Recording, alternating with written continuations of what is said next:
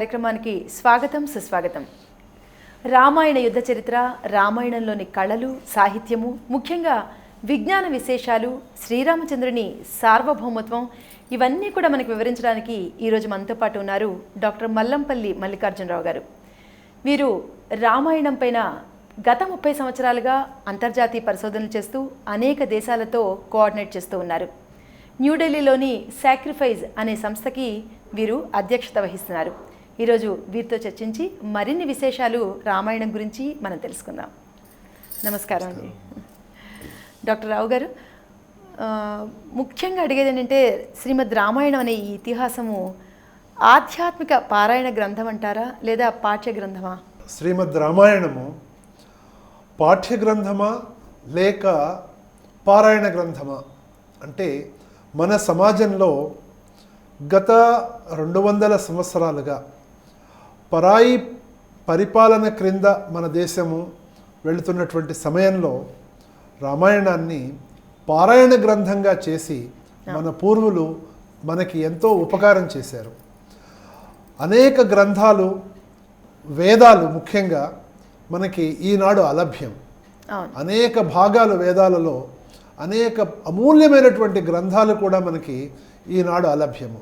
కారణాలు విదేశీ దాడుల సందర్భంలో వాటన్నిటినీ మన లైబ్రరీస్గా ఉన్నటువంటి పుస్తక భాండాగారాలన్నింటినీ కూడాను మహారాజుల యొక్క ఆస్థానాలలో ఉన్నటువంటి ఆ పుస్తక భాండాగారాలని కాల్చివేయటము, నాశనం చేయడం, అలాగే బ్రిటిష్ ఎంపైర్ సమయంలో మన అమూల్యమైనటువంటి గ్రంథాలన్నీ కూడాను వారు ఇక్కడి నుంచి వారి దేశాలకు తీసుకెళ్ళడం. ఇలాంటి పరివర్తన జరుగుతున్నటువంటి, సామాజిక పరివర్తన జరుగుతున్నటువంటి ఈ సమయంలో మన పూర్వులు చాలా దూరదృష్టితో రామాయణ, భారత, భాగవతాలు, అలాగే అష్టాదశ పురాణాలు వీటిని పాఠ్య గ్రంథాలుగా కన్నా మనకి పారాయణ గ్రంథాలుగా చేయటం మూలాన అవి ఈ భారతదేశంలో నిలిచి ఉండటం జరిగింది. అలాగే ఉత్తర భారతంలో తులసీదాస్ కూడాను తులసి రామాయణం అనేది చక్కటి రచన చేసిన తర్వాత వారు దాన్ని పారాయణ గ్రంథంగా ఉంచడంతో ఉత్తర భారతంలో అనేక మంది దాన్ని ప్రతిరోజు పారాయణ చేస్తూ ఉంటారు. అయితే దక్షిణ భారతంలో వాల్మీకి రామాయణాన్ని మొత్తము మనం పారాయణ చేయకపోయినప్పటికీ పండిత లోకంలో మాత్రం ఇది పారాయణ గ్రంథంగా అనేక మంది, నేను కలిశాను అనేక మంది పండితులను. మొత్తం రామాయణం మొత్తం కూడాను కంఠస్థంగా చక్కగా ఆశువుగా వారు చెప్పేస్తూ ఉంటారు. ఈ విధంగా రామాయణము సజీవంగా నిలిచి ఉండటానికి రామాయణ గ్రంథంలో ఈ పారాయణ గ్రంథంగా గత 400-500 సంవత్సరాల్లో ఈ పరివర్తన జరిగింది. కాబట్టి ఈనాడు మనకి రామాయణము పారాయణ గ్రంథంగా కనిపిస్తూ ఉంది. కానీ నిజానికి ఒక 300 సంవత్సరాల క్రితం గురుకుల వ్యవస్థలు ఉన్న సమయంలో, అంటే ఈనాటి బ్రిటిష్ విద్యా విధానం లేనటువంటి సమయంలో మనకి ఈ రామాయణము పాఠ్య గ్రంథంగా ఉండేది. పాఠ్య గ్రంథంగా కేవలము విశ్వవిద్యాలయాలు, కళాశాలలోనే కాకుండా వివిధ స్థాయిలలో పాఠ్య గ్రంథంగా ఉండేది. అంటే మరి పాఠ్య గ్రంథంగా విశ్వవిద్యాలయాల్లో ఉండేది అంటున్నారు కదా, అలా పాఠ్య గ్రంథం ఉండడానికి దానికి ఏమైనా కొన్ని లక్షణాలు ఉంటాయా? తప్పకుండా. నిజంగానే పాఠ్య గ్రంథానికి కొన్ని లక్షణాలు ఉండాలి అనేటువంటిది, నేను ఉస్మానియా యూనివర్సిటీలో పనిచేశాను కాబట్టి యూనివర్సిటీలో ఉన్నటువంటి అనేక విభాగాలలో పాఠ్య గ్రంథాలు, రెఫరెన్స్ పుస్తకాలు వీటిని ఏ విధంగా ఉండాలి అనేటువంటిది. అలాగే ఈనాడు విద్యార్థులు ఎక్కువ డిస్టెన్స్ విద్యా విధానం ద్వారా చదువుకుంటారు. వారు ప్రతిరోజు కళాశాలకు వెళ్లకుండా డిస్టెన్స్ విద్యా విధానంలో వారు ఇచ్చినటువంటి పుస్తకాలను ఆధారంగా ఆ పుస్తకాలను తయారు చేయడానికి ఒక కోడ్ ఉంది. అది ఎలాగంటే, ముందు ఒక పాఠము తెలియాలి అంటే ఆ పాఠం యొక్క మొట్టమొదట టైటిల్ అంటాం కదా, ఆ విధంగా శీర్షిక ఉండాలి. పాఠము రాసినటువంటి వ్యక్తి పేరు ఉండాలి. తరువాత మొదట్లోనే ఆ పాఠం మొత్తంలో ఏమి చెప్తున్నాము అనేటువంటివి కంటెంట్ కూడా సబ్జెక్ట్ అంటాం మనం. లెటర్స్ లో మొత్తం లెటర్ యొక్క సబ్జెక్ట్ ని ఒక లైన్ లో సారాంశం ఇవ్వటం. ఆ విధంగా సారాంశము ముందు ఉండాలి.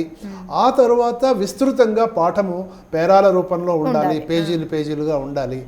అది ప్రతి పేరాగ్రాఫ్కి ఇంకొక పేరాగ్రాఫ్కి మధ్యలో అనుబంధంగా ఒక పేరాగ్రాఫ్ చివరలో ఏ విషయాన్ని గురించి పూర్తి చేస్తామో ఆ విషయాన్ని గురించి తర్వాత పేరాగ్రాఫ్లో ప్రారంభమవుతుంది. అలాగే ఒక చాప్టర్లో ఏ విషయాన్ని గురించి పూర్తి చేస్తూ ఉంటామో ఆ చాప్టర్ నుంచి తర్వాత భాగంలోకి వెళ్ళటము సులువుగా వెళ్తూ ఉండాలి, దానికి కనెక్షన్ ఉండాలి అంటూ ఉంటాం. ఇవన్నీ ఉంటేనే అది చక్కటి పాఠ్యగ్రంథం కానీ లేక రిఫరెన్స్ బుక్ అని కానీ పిలువబడుతుంది. అలాగా రామాయణానికి రెండు విధాలైనటువంటి, ఒకటి పాఠ్యగ్రంథంగా ఇంకొకటి పారాయణ గ్రంథంగా కూడాను రెండు రకాలైనటువంటి అర్హతలు ఉన్నాయి.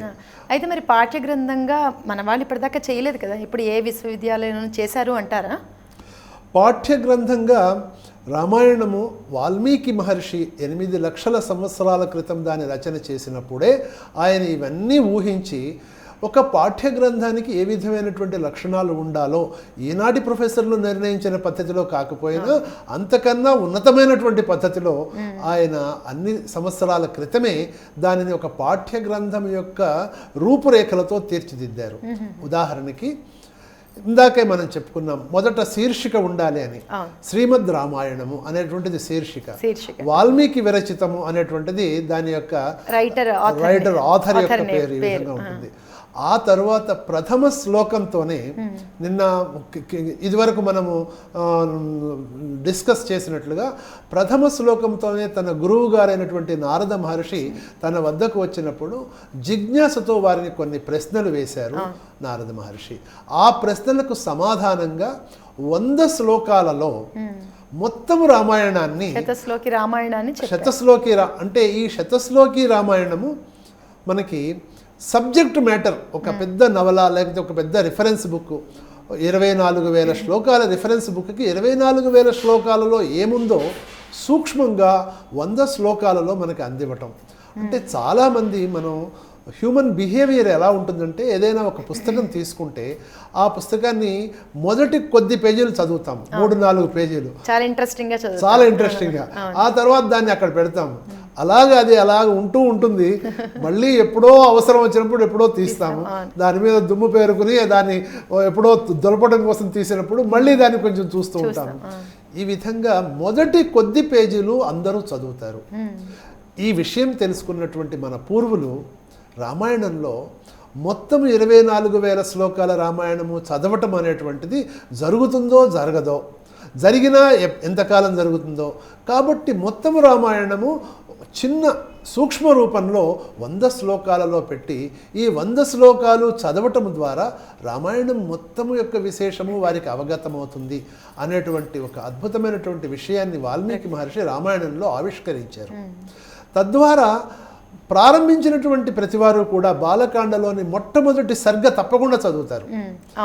ఆ మొదటి సర్గలోనే 100 శ్లోకాలు సారాంశము.